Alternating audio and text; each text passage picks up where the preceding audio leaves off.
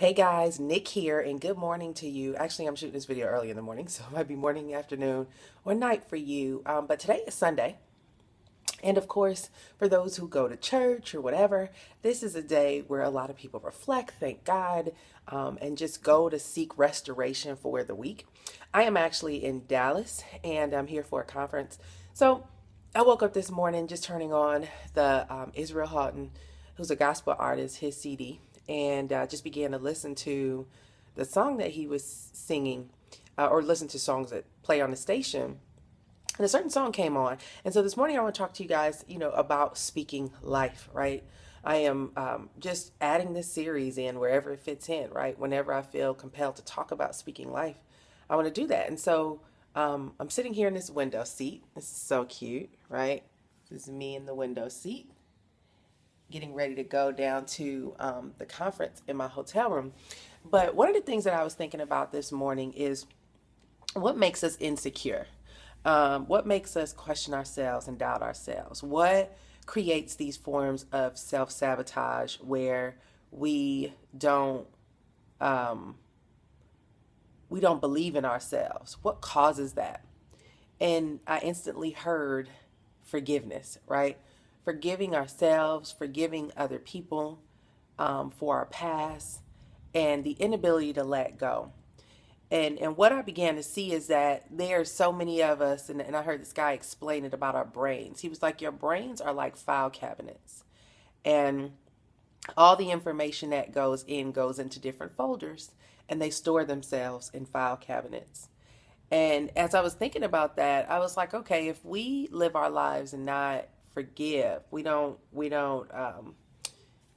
carry all these different burdens and of our past and all the flaws and all the challenges and your childhood trauma, right? Some people have gone through serious stuff in their childhood, from abuse, molestation, being given up, right, for adoption, being bullied in schools, where people made fun of you, gave you all kind of crazy names that you never let go.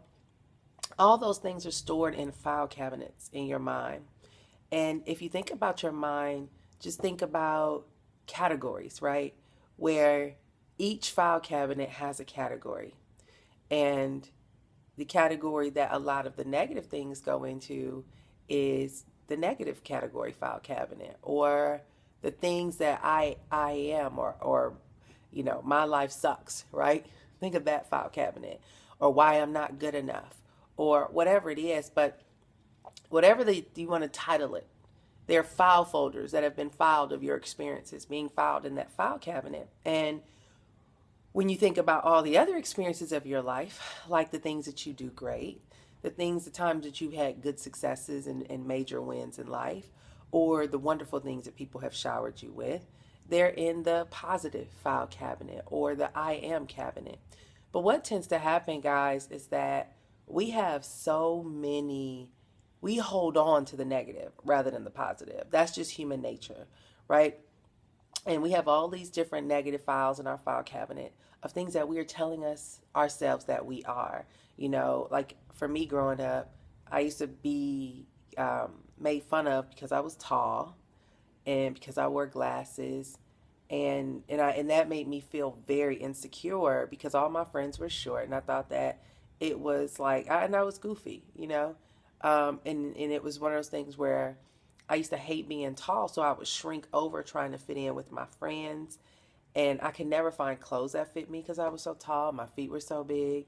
So I grew up with an insecurity about how I look in fashion. I had to wear boy pants. Those were the only ones long enough back in the day. And boy shoes, because those were the only ones big enough to fit my feet. And I've noticed that growing up as an adult, when it comes to anything that has to do with fashion, I shut down. It's like, ugh, why do I have to deal with this? And it's an escape from the subconscious beliefs in the back of my head that, you're too tall or you're too whatever, right? Um, and so I've had to go over those, I had to start deleting those files out of my mental storage cabinet to start replacing them that, no, you are beautiful. No, you were gorgeous. Being tall is an advantage, it's an asset. God has gifted you with this height for a reason. All these different things. And it takes time, right? Because, I mean, will I ever be a fashion guru? I don't know. Um, but it's something that I realize that I have to work on. And when I think about you, right? And whatever has you locked up and whatever has you insecure, it's because there are file cabinets in your mind that that you need to delete.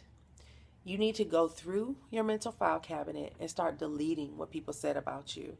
One quote that Les Brown speaks is he said, "Don't ever let anyone else's opinion become your reality." And that could be negative or positive, right? I don't get caught up in the opinions of others, because people, even their good opinions, they will praise you today and they will kill you tomorrow. Um, what you have to do is create an opinion about yourself by speaking life about who you are.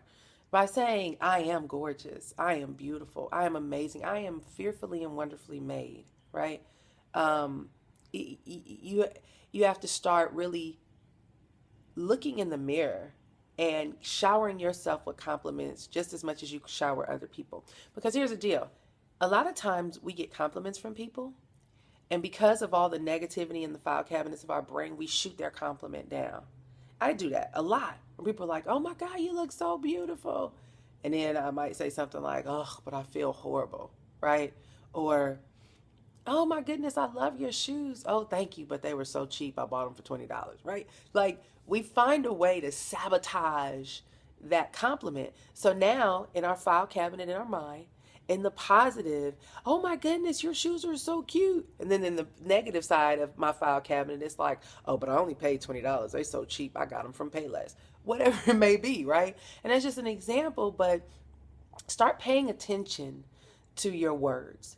And in the song that I heard this morning was from a artist named Donald Lawrence, who said, "There's a king in you," and the king in me is speaking to the king in you. And so this morning, the king in me, the queen in me, is speaking to the king in you and the queen in you. He started talking about there's so many amazing things about you when you were born to be a king, you were born to be a queen, that you need to walk out in your royalty, right? It was a beautiful song, and I said, "Wow, that's speaking life, right? The king in me, the queen in me, is speaking into the king in you and the queen in you." And what that means is that you were born with such an amazing purpose. You know, there's scripture, Psalms 139. I think it's 139. And you go read it, right? I'm gonna start sharing scriptures with you guys.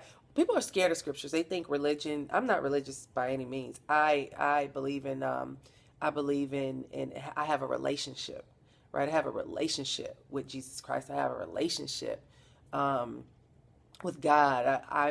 God speaks to me through my spirit. He speaks to all of us, right? But some of us feel like God hates us, right? Because, oh my God, I'm so flawed. The reality is He created you. He's like your daddy. He cares. I don't say He don't care. He cares about everything of your life, but He will never resist you the way people do. People resist us, not God. And so, and it doesn't matter. I don't care if you're a criminal, a murderer, whatever. If you go and you read the Bible, Jesus hung out with the prostitutes. He didn't hang out with them religious folks. And that's what I love about God, is that he was the one going off on religious people. Jesus didn't even like religious people. Um, he didn't like their ways. And so he hung out with the crooks, the criminals, and the sinners. And he spoke life into them because he knew that a lot of them were buried under years of, of judgment and false thinking, wrong thinking, right? And all these file cabinets in their mind. And he showered them with life to let them know, look, I love you no matter what. So Psalms 139 talks about how he fearfully and wonderfully made you and how you were crafted in your mother's womb.